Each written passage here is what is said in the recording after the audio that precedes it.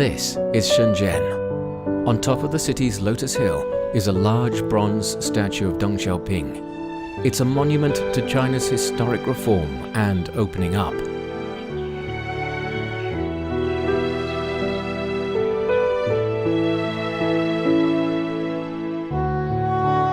On December 8, 2012, just 20 days after Xi Jinping was inaugurated as the General Secretary of the CPC Central Committee, he used his first official inspection trip to visit this landmark monument. 我们今后仍然要走这条正确的道路，富国之路富民之路，要坚定不移地走下去而且的话呢，要有新开拓要上新水平。 His words were not only to hail the great achievements of the past, but also a declaration to the world that China will not stop its process of reform and opening up.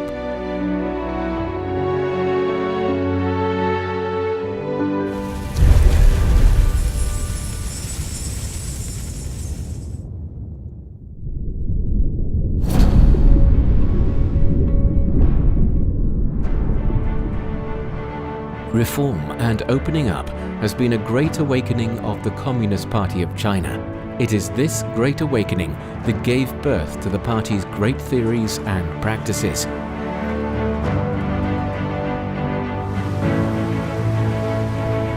As socialism with Chinese characteristics advances into a new stage, China's reform has entered a critical, uncharted zone, in which reformers are bound to meet more and more hidden reefs, undercurrents and whirlpools. 中国改革已经进入攻坚期和深水期，这是因为当前改革需要解决的问题格外艰巨，都是难啃的硬骨头。这个时期就要一鼓作气，瞻前顾后，畏习不前，不仅不能前进，而且可能前功尽弃。 Every era comes with its own problems, and each generation has its own role to play in addressing them. There is no alternative to deepening overall reform if China is to solve all sorts of difficult issues hindering its development, diffuse risks, and meet challenges from all sides, in addition to promoting the steady and healthy development of its economy and society.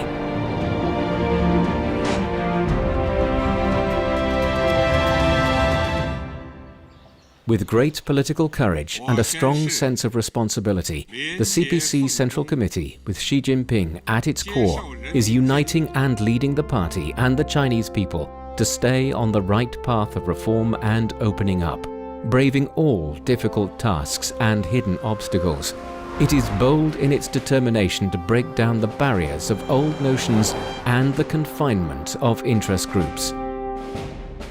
The third plenary session of the 18th CPC Central Committee was held in November 2013. In the session, a general roadmap and a call to action for deepening overall reform were agreed on.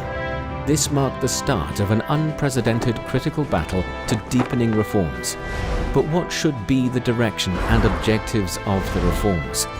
This was a key question that had to be resolved before the battle began. The session highlighted that the overall goal of deepening overall reform was to improve and develop socialism with Chinese characteristics and to modernize China's system and capacity for governance. 前一句规定了根本方向，我们的方向就是中国特色社会主义道路，而不是其他什么道路。后一句 规定了在根本方向指引下，完善和发展中国特色社会主义制度的鲜明指向。两句话都讲，才是完整的。Deepening overall reform is a complicated project that must be tackled systematically. At this deep-water phase of reform, China is faced with an unprecedented range of problems and deep-rooted conflicts. Local patching and mending no longer work.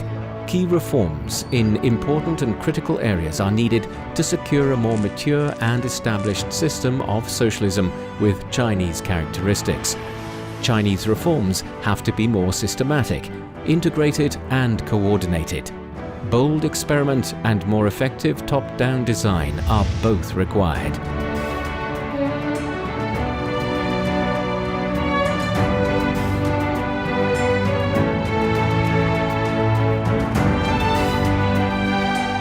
Adopted at the session was a document of 21,000 Chinese characters detailing 336 specific reform deepening measures in 60 sections covering different areas. They included economy, politics, culture, society, ecology, national defense, and military and party building. It was another epoch-making third plenary session of the CPC Central Committee as it ushered in a new phase of reform for China.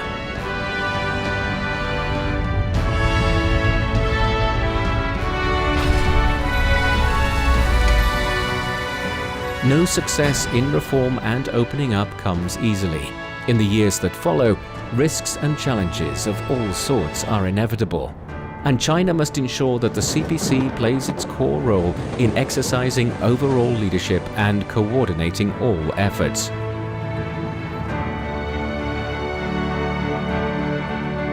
One month later, the CPC Central Committee set up a central leading group for deepening overall reform, with Xi Jinping at its head. This top-level team took charge of arranging, coordinating and supervising overall reform design and supervising the implementation of reform plans.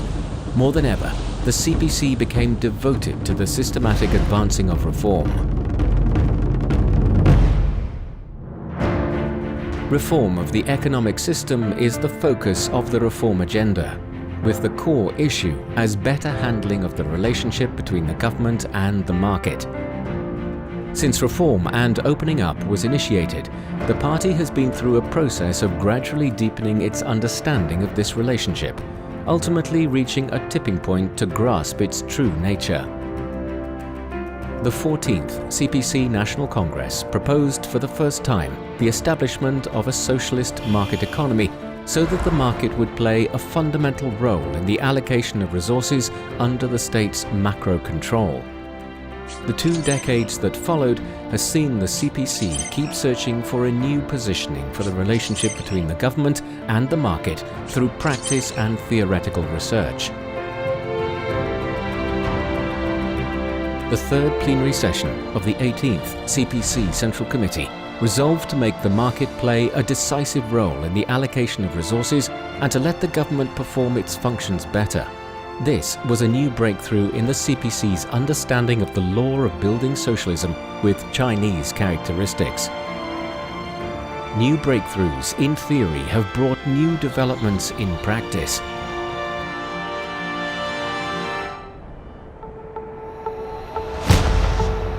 Pingtan Island lies off the coast of Fujian province. On April 21, 2015, the Pingtan branch of the Fujian Pilot Free Trade Zone was officially established. With the deepening of Pingtan's opening up, some entrenched issues of red tape had become a bottleneck for its development. Ni Xiaohong is an employee of Pingtan Transportation Investment Group. Her job is handling applications to be reviewed and approved by related departments of the government.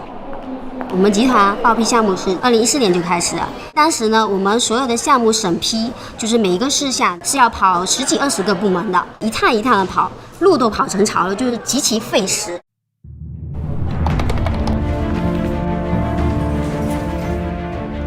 Starting in June 2015, the Pingtan government streamlined its application procedure for investment and construction projects by reducing the items required for submission from 116 to 26 and merged the many application processes into 4 stages. By 2020, most of the project review and approval work in its pilot zone had been moved online.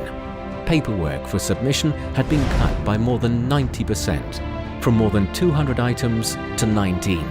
Overall administrative efficiency had increased by nearly 3 times. Since the initiation of deepening overall reform, reform of the fiscal and financial systems has been enacted, as has reform to promote the market-based allocation of production factors and reform of the commercial system. The negative list system for market access has been widely implemented. Through reform of its mixed economy, China has pushed a fusion between state-owned capital, collective capital, and non-public capital, so as to achieve better development.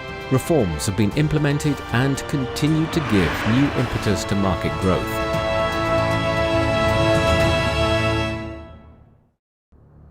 In the past, Bao Steel and Wuhan Iron and Steel, or WISCO, were known among China's state-owned steel enterprises for their advanced processes and high-quality products.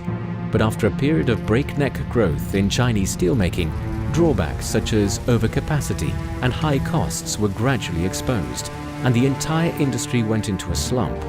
In the 3 years between 2012 and 2015, the profits of the two enterprises fell sharply, and WISCO even suffered serious losses.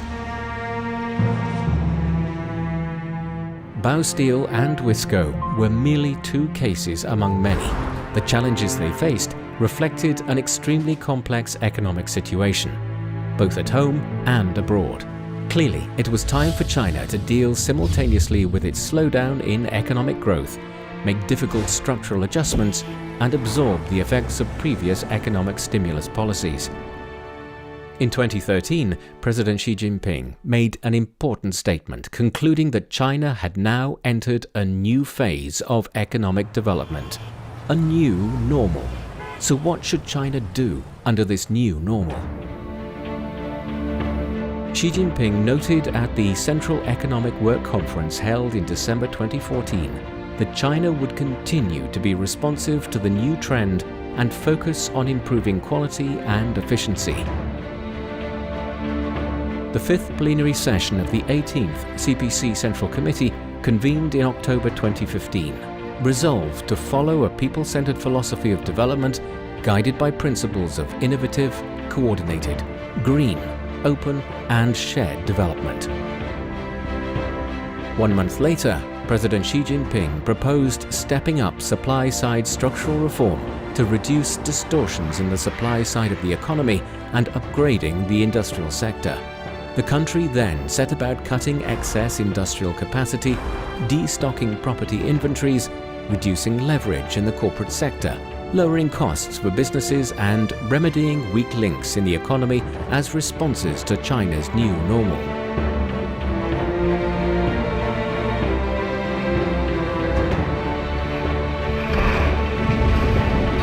At the end of 2016, China Baowu Steel Group Corporation Limited was established.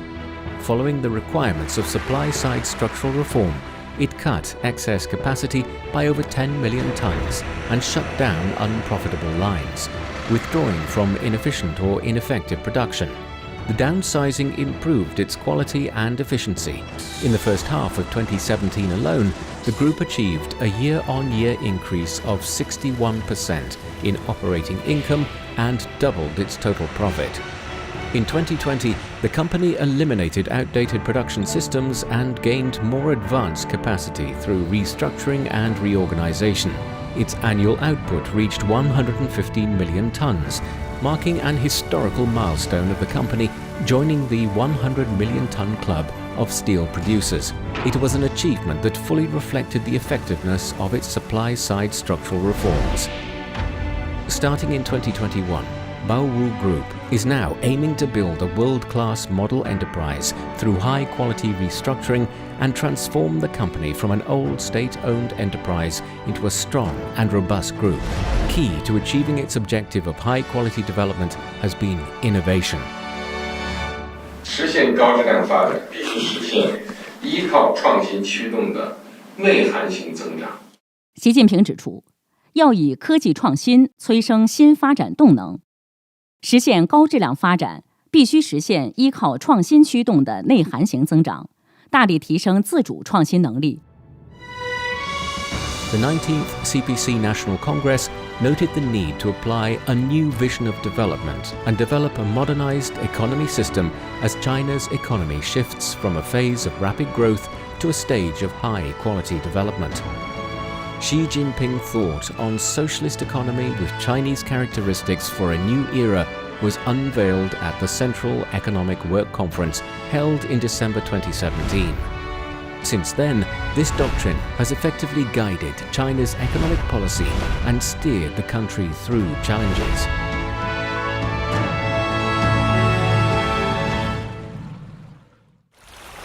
To promote the modernization of the system and capacity of state governance, the CPC Central Committee put deepening reform of party and state institutions on the agenda.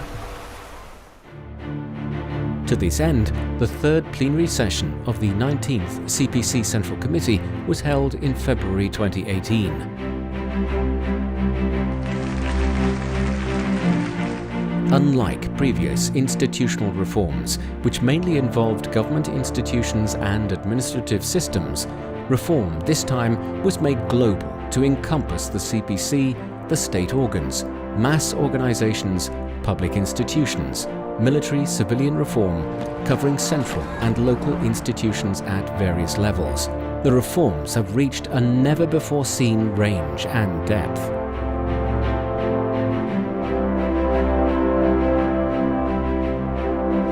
A new emergency management department integrated 13 functions of 11 departments, including the State Administration of Work Safety, the General Office of the State Council, the Ministry of Public Security, and the Ministry of Civil Affairs to coordinate tasks in one department instead of separate departments.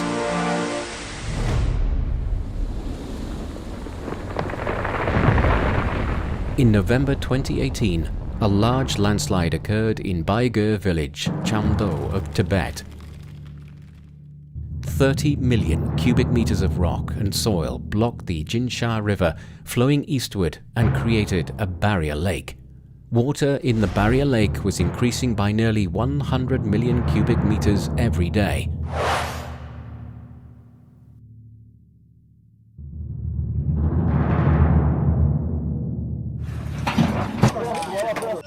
The Emergency Management Department immediately convened a cross-function consultation.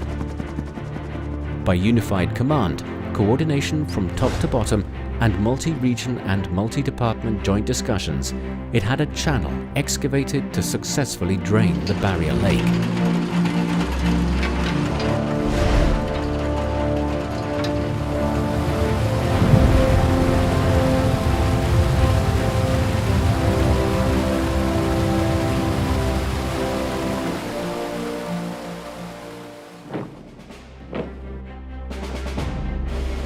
Following the timetable and roadmap drawn up by the CPC Central Committee, institutional reforms progressed smoothly.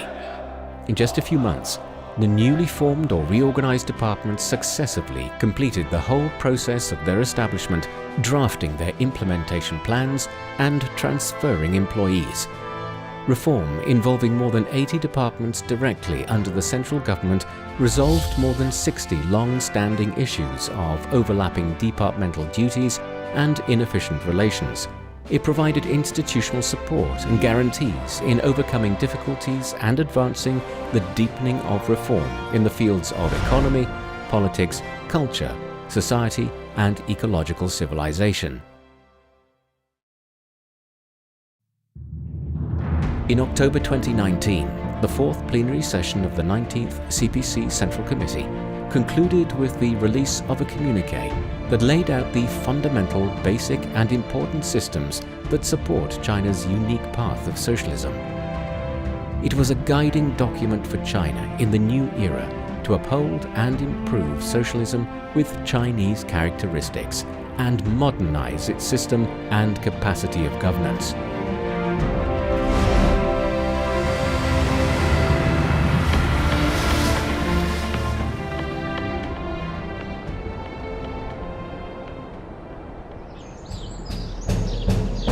Opening up is essentially part of the reform. Promoting reform and development through opening up is an important measure for China's continuous development. 我要明确地告诉大家，中国开放的大门不会关闭，只会越开越大。At the starting point of the new era, free trade zones have become important test fields for China's opening up policies.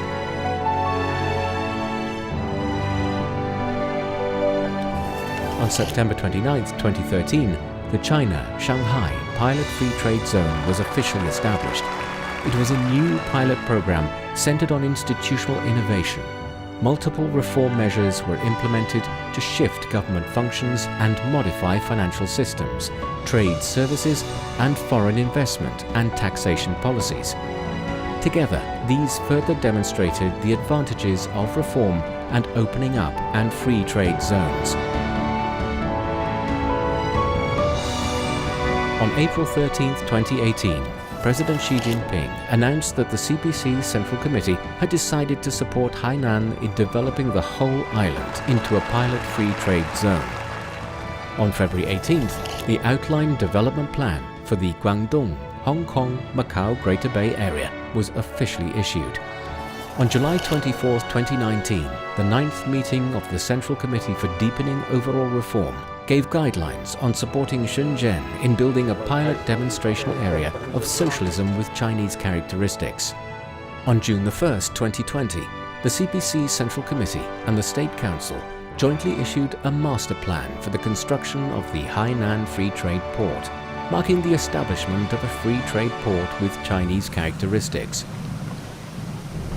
Free trade zones are meant to achieve a comprehensive, multi-level, and wide-ranging opening up based on flows of goods and factors of production, and to deepen reform at an institutional level by improving the macro environment through the optimization of rules, standards and institutions, and the gearing of China to international standards. Since the 18th CPC National Congress, 21 pilot free trade zones have been established all over China. The country has continued to hold major international economic and trade events such as the Canton Fair, the Service Trade Fair, and the China International Import Expo. This continuation has been a driver of recovery and development in the world economy. China has shown the world its broad vision and national confidence of pursuing development with its door wide open. When President Xi Jinping was in Davos 2 years ago, he emphasized the need to keep our global systems, our global markets open. Globalization today is not one homogeneous structure. It's much more like a network where everybody joins because there's a win-win situation. Our world today is going through profound changes unseen in a century. Economic globalization has run up against headwinds, and the COVID-19 pandemic has accelerated them. Protectionism and unilateralism are on the rise. How is China tackling the challenges while exploring new opportunities? The answer is through deepening overall reform. It is imperative to unswervingly expand opening up, establish a new system for a higher level open economy, as well as form new advantages in international cooperation and competition to provide a strong impetus for building dual circulation development, in which the domestic economy plays a leading role while the international economy remains its extension and supplement. A series of key reforms have been coordinated and conducted in various sectors such as politics, the economy, culture and education, the judicial system, environmental protection, the pension system and employment, healthcare, party building and discipline inspection. This has created an entirely new landscape on which reform and opening up can continue.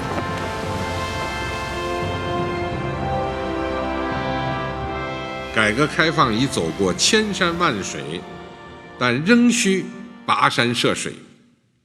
摆在全党全国各族人民面前的使命更光荣，任务更艰巨，挑战更严峻，工作更伟大。在这个千帆竞发、百舸争流的时代，我们绝不能有半点骄傲自满、固步自封，也绝不能有丝毫犹豫不决、徘徊彷徨。必须统揽伟大斗争、伟大工程、伟大事业、伟大梦想，勇立潮头，奋勇搏击。 Reform and opening up shall never stop. The CPC Central Committee, with Xi Jinping at its core, is uniting and leading the people to press ahead with the progress of reform and opening up from a higher base point and marching forward courageously towards the goal of building a modern socialist country in a comprehensive way and realizing the great rejuvenation of the Chinese nation.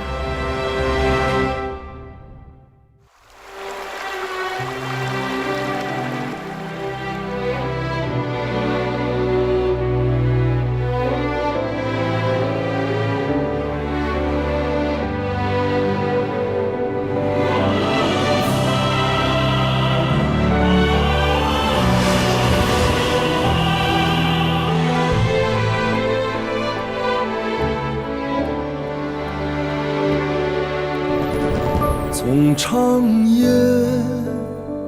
到日出，走过千山万水的路，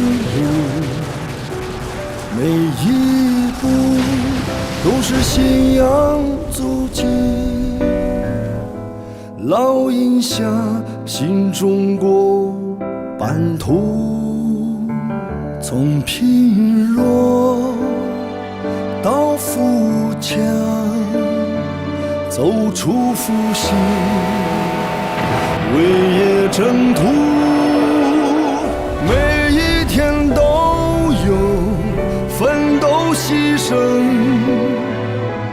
只为人民拥抱幸福，凭着心中坚定信念，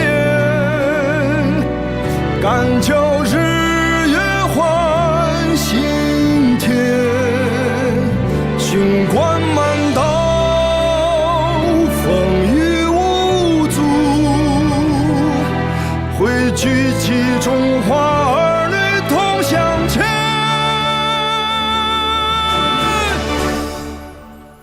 从贫弱到富强，走出复兴，为业征途，每一天都有奋斗牺牲。